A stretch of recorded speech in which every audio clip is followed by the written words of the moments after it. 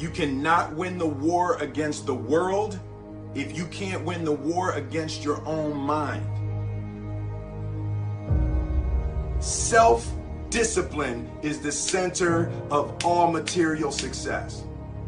99% of people are not willing to do what it takes to make their dreams come true.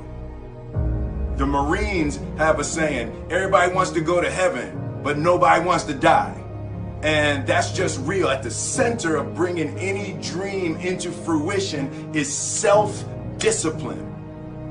Something as simple as food and eating, it's not about your body as much as it is about your mind. It's getting command of your mind to be able to choose actions that are in your own best interest. A lot of people are just trying to change. A lot of times, like I just did a podcast on habits, right? How to be able to adopt new habits and also delete and get rid of, break bad habits, right? And so a lot of people always want to usually make a change on behavior. They want to get themselves to work out. They want to get themselves to meditate. They want to get themselves to read more each day. They want to get themselves to X, right? Or they want to stop some behavior. They want to stop smoking. They want to stop eating this food. They want to stop, I always tell people, stop checking your phone the first hour of the day. You've heard this many times, right? You win the first hour of the day, you win the day. Every day, we are choosing shit that's not in our own best interest, right? So if the world is attacking you and the world wants to fight you and the world's trying to hold you down, so you're gonna kick yourself in the balls? So you're gonna stop yourself from getting what you dream.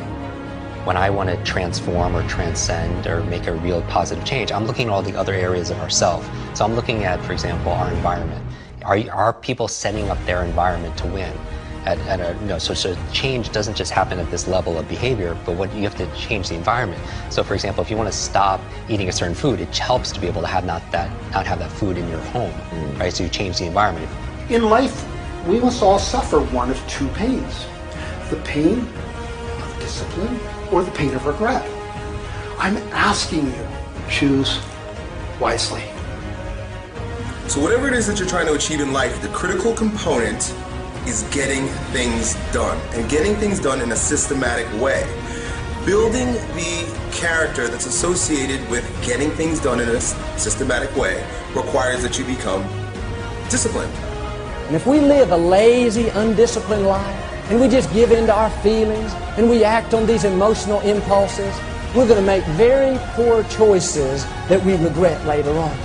We would be much better off to just discipline ourselves right now, so that later on, we don't have to carry that heavy load of regret.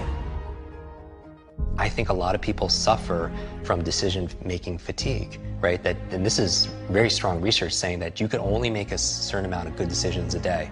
And after that is spent, you can't anymore. And that's really been fine-tuned in the medical field with surgeons and such, in terms of seeing their, where they're making their errors and stuff with early on in the day or later in their days and stuff like that. But we all, as entrepreneurs or as employees and executives or as parents, we all can make a certain amount of decisions. And that's why, people like Mark Zuckerberg or Tony Hsieh, they wear the same t-shirts and sweatshirts all the time because they don't want to spend, use up one of their decisions thinking, oh, what am I going to wear today?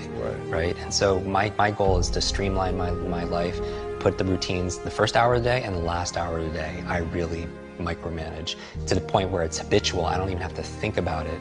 And then, because those are the times of the day where I can really have the most impact, because later on in the middle of the day, team members need this, there's firefighting this, client needs that. But the first hour, the last hour, I really want to control. So all this really helped develop grit and resilience, in my body, so I can have the ability to persevere. And also, I stand guard to my brain all the time, what goes in. I don't watch like a lot of the negative news and all the marketing. I really focus, I watch and I listen to your show and maybe a handful of little things I read each day, because I need to keep it positive. I want hope and I'm looking for help. I'm looking for inspiration and also instruction.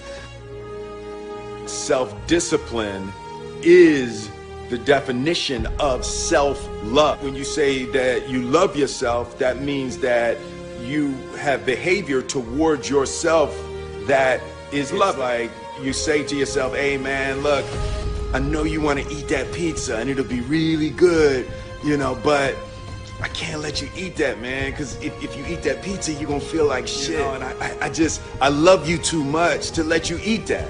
And I think the word discipline has kind of gotten a bad name. We think about it in terms of punishment. I'm not talking about discipline in that way. I'm talking about discipline in the sense that you forego immediate pleasure for the exchange of long-term self-respect. Self-love is when you say to yourself, man, look, I know you and that girl got a real connection.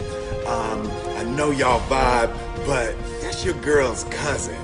So I love you too much to let you do that. Self-love is, hey, look, I know you got a test on Monday, you know. I know you really want to go out with your friends. It's Saturday night, you want to go out, but if you fail that test, you're not going to feel good about yourself.